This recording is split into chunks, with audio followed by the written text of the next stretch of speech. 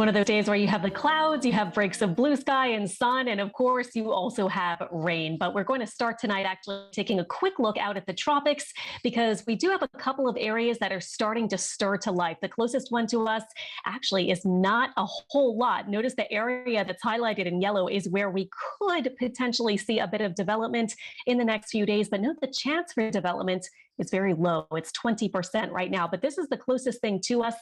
Right now, just tracking the longer range models, what we're seeing is that this is just a trough of low pressure that may eventually cross Yucatan and get into the extreme southern Gulf of Mexico, the Bay of Campeche area. And right now, the models keep it there. They're not agreed on how strong it will get or how organized it will get. But right now, they don't really bring it close to our area along our part of the northern Gulf Coast. Certainly keep tracking it. Models are not perfect at all, and they're not in agreement yet, but that's just something we're watching for now. At the moment, though, no threat to us as far as that area goes. There is one other spot with a slightly higher chance for development. This one in the Atlantic has a 40%. That's a medium chance for developing into a tropical storm or depression in the next 5 days. This one you can see takes a little bit more of a northerly course. That orange area is where it might develop, or if it did develop, that's where it would potentially happen in the next few days. And know that it might kind of clip the northeastern Caribbean Sea, or maybe just stay completely outside of the Caribbean Sea. So this one also not looking like it's going to get near us. Farther out, there is a wave coming off of Africa, but it is not even out over the ocean yet. So that one is one that we'll track too. But it has a low chance of developing, only 20% in the next 5 days. And models are not extremely aggressive with it so far. Now, it's a long way out. We have a long time to track it and see what it does.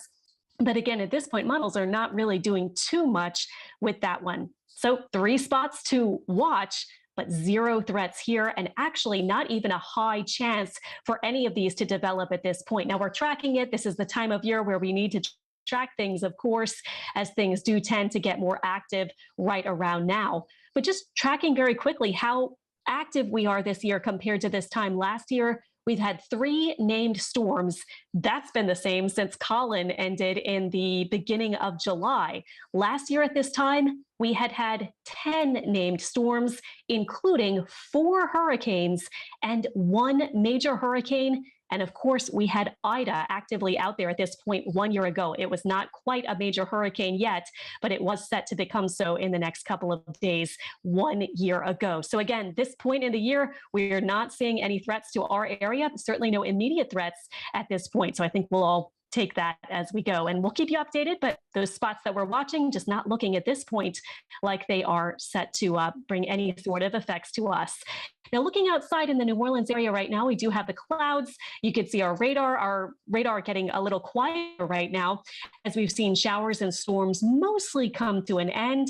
You might have to dodge a shower or storm here or there in the next couple of hours, but the trend for this evening will certainly be less and less activity. Our temperatures drop through the 80s, and overnight our low temperatures will be mostly in the 70s. So tonight we'll say a 20% chance of rain, lows in the 70s. Tomorrow, very similar to today, our kind of stagnant sort of forecast just continues on. There have been subtle changes, but not a whole lot changing as far as the rain chance and so forth goes. So we will get to our 7-day now, and I'll show you what to expect for the next several days. We'll continue with temperatures in the upper 80s.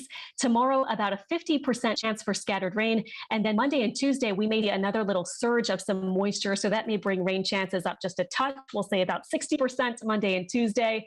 And then toward the end of the week, we will see if the rain chances go down a little bit, but pretty much every day scattered rain, mostly midday and afternoon before things calm down in the evenings. Ricardo.